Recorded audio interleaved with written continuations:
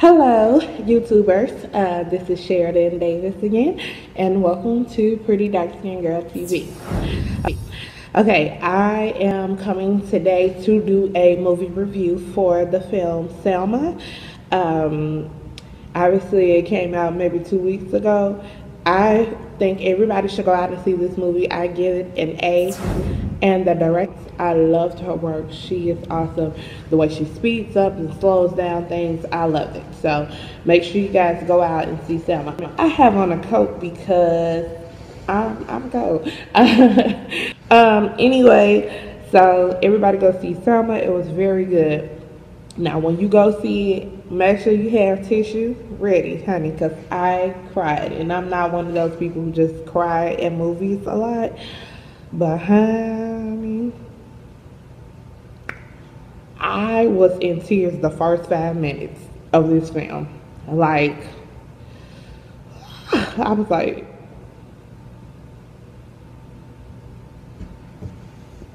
man, why it had to be like that, man? In tears, like. At first I was thinking, like, maybe I shouldn't do this review, but then I thought, yes, I should. It's history. It's not like I'm telling the film. Everybody should pretty much know what happened. So anyway, one thing that I did love about the film is that they highlighted the women in the movement. So, like, obviously, Coretta Scott King, Miss Nash, Ralph Abernathy's wife, you know, things, people like that. So I was super excited that that they highlighted the women, because oftentimes when you hear about civil rights, like, we only think about the men plus Rosa Parks, like, and there were other women who were involved in this struggle and in history, you know, with these marches and things of that nature. And sometimes, even if they weren't on the front lines, they were organizers, they were giving ideas, they were giving their talents, all of that. So I think we do need to give them their accolades. As the men who are not Dr. King, give them accolades as well, you know, not to take anything from him, but he wasn't out there by himself. So I think it's amazing to just give these people, highlight them, if you will. It was so much action in this film, but it'll make you, because of where we are now in history, it'll make you appreciate where we are, be grateful for those who have come before us, and it'll make you know that we can overcome. Like, we have made some good strides in this country. We have a lot more to do. So it made me appreciative. It made me know that the Eric Gardner, Trayvon Martin, Mike Brown situations, that we can overcome them too. And I know that we have had a difficult past with racism in this country. You know, I watched it with my best friend, and we were just sitting there thinking, like, man, God truly is awesome, because he clearly selects when we're all born. Like, he chooses the right people to be born at the right time.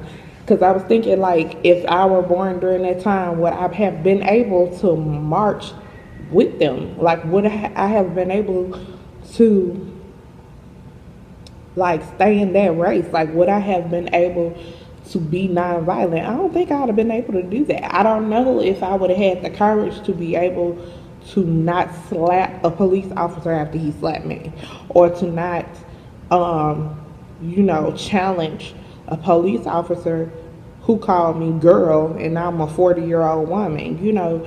So I think those things are really important, just to see, like, how far we have come. And, like, it's just crazy to me to think about the fact that, man, this is not just a movie. This is not just a story that came out of someone's butt. This is history. This stuff really happened, and it didn't happen that long ago, because these folks are still alive. Like, a lot of these people are still alive to talk about what they did. And some of them were kids, like 16, 17, 18 years old.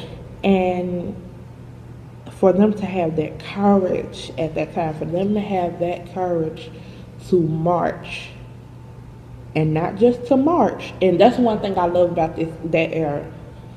They weren't just marching to be marching, because I found that a lot of us are marching to be marching.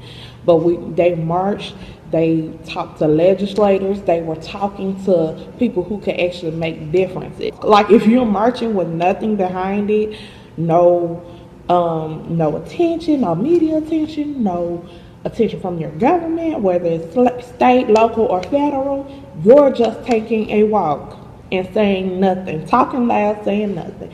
But I love that they had some force behind them. They were talking to the president. They had something. They had something. There is nothing else I could take away from this film. It's something that the Bible says, faith without works is dead. And so, no, we're not just marching, but we're marching for change, and we're not just marching, we're getting everybody involved. And I also love, because we kind of, in school these days, we kind of taught that everybody was with Dr. King or Malcolm X. And that is not how it went. That is not how history went. And if you go back and research, you'll find that, you know, we always talk about black people being united, and, you know, everybody has a different mind. Everybody's not going to think like you. And so there were several leaders, right? Several leaders, different races, different sexes, different colors. Everybody wasn't with Dr. King. Everybody did not agree with Dr. King. He was not the spokesman for the entire Negro race. There were other leaders. But God did use him, you know, despite his flaws and his moral issues. God used him mightily. And I think that's a great thing to point out. I wonder how his daughter, you know, because she was at the Oprah screening of this film, I wonder how she felt watching this, you know.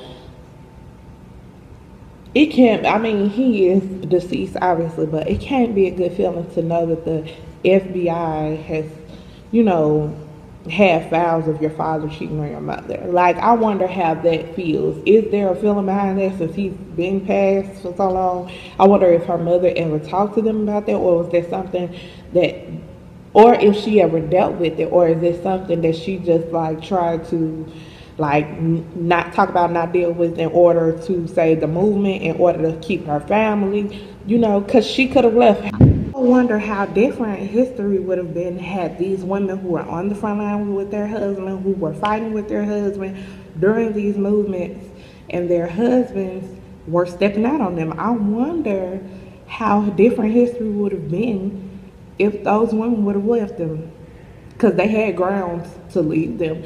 I wonder how it would have been, like, if Coretta divorced Martin. Like, would we have been able to, would he still have been used as he was? Like, would he still have been the prominent figure that he was? I really wonder that. So, I don't know. It was a really great movie. I think everybody needs to go see it. All the African Americans need to go see it. Man, forget about, I don't want to see no more sad black movies. Like, honestly, there are not that many movies out about our history. We don't make that many movies, period, through the year. So we need to go see it and support our own. If we want these actors to stay in Hollywood, we want Hollywood to continue telling our story, then we need to go support our people. And let me say this as well. I am so disappointed in the Academy Awards. I am not watching it. I am not watching it. For there to be no people of color nominated for their acting, I think that is utterly ridiculous. David Oyelowo deserved a nomination for this movie as far as I'm concerned. So did the young man who played James Brown. You know, there were other movies who were deserving of Oscar nominations. They had Oscar-worthy performances. If nothing else, James Brown movies should have been nominated for costume and makeup. Honestly, I am disappointed in the Academy Awards. You guys are horrible, and it makes no sense. It's a racial ball game, period, point blank, because you're kind of saying that no African American, no Asian American, no Latino American actors and actresses are deserving of Oscars this year. No matter how good of performances they pull during the box offices or on the big screen. I do not appreciate that. So Academy, y'all can go sit down. I will not be watching y'all this year. I hope that I only hope that Selma takes away this Oscar for best film, but it's not, and it should have been nominated for best director as well, but whatever. I'm not doing this. We can take what we can get. I'm just not gonna watch it. God bless y'all and good night.